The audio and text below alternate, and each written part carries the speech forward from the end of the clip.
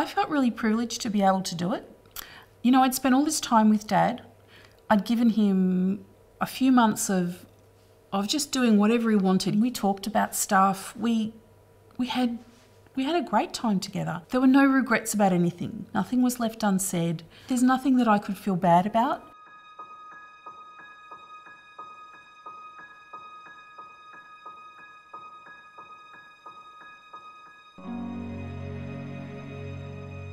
It was really to be there with Mum and Dad and to make sure that Mum wasn't trying to do everything on her own. So I thought I'll move home, I'll stay for however long I'm needed and then I'll move on. I had no idea what was going on. And nobody really told me. There's so many things we would have done differently if we'd known that. We would have made more opportunities for the grandkids to come around and things like that before their pop was too far gone to actually talk to them. So yeah, we would have done things differently.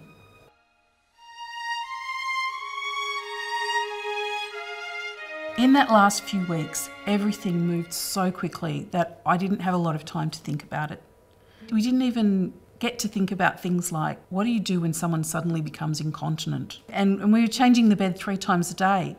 Well, it didn't occur to us that there are products you can buy either to put on the bed or on the person that are going to help with that. And nobody told us. So we had no idea what really to expect, what it meant when there was nothing more that could be done in terms of curative treatment. We didn't know what the next step was. And because we were expecting that the hospital would make the referral to palliative care because doctors make referrals to other doctors, that's how it always works, we just thought it was all going to happen for us, and it didn't.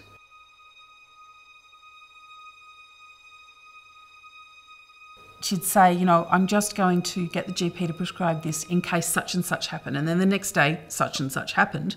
She did that twice and I kind of twigged that she was preparing me for what was happening next. And over that week, the life expectancy got shorter and shorter. And I think that was a real blessing for me because it gave me an idea of what to expect. I wasn't scared when it happened. I understood it.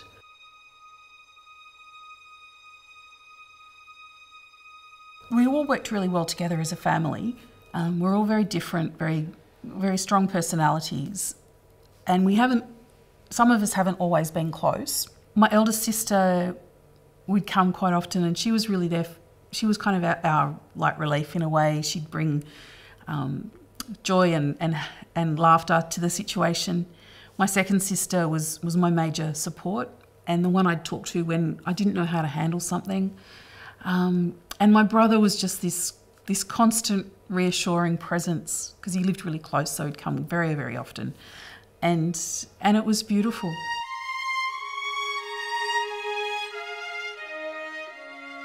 For the next 48 hours, we were all with Dad at different times. So my sisters and brother, who were quite a bit older than me, they would sit with Dad and talk and tell stories. Then, you know, Mum would be with him or I'd be with him. And it was the most beautiful thing. It was peaceful. It was perfect, you know. He was surrounded by the people who loved him. He was not in pain. He hadn't had any pain with his cancer. And he was just loved. And I am so grateful that I could be there for him and for Mum. But I got far more out of it than I put into it because I know there's nothing more I could have done for my dad or for my mum.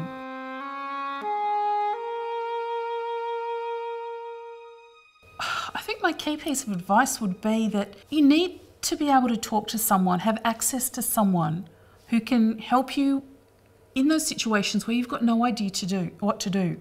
And let's face it, pretty much everything you encounter when you're caring for someone who's dying is something that we don't know how to do these days. We've lost that ability to care for people the way it would have happened in my grandparents' era.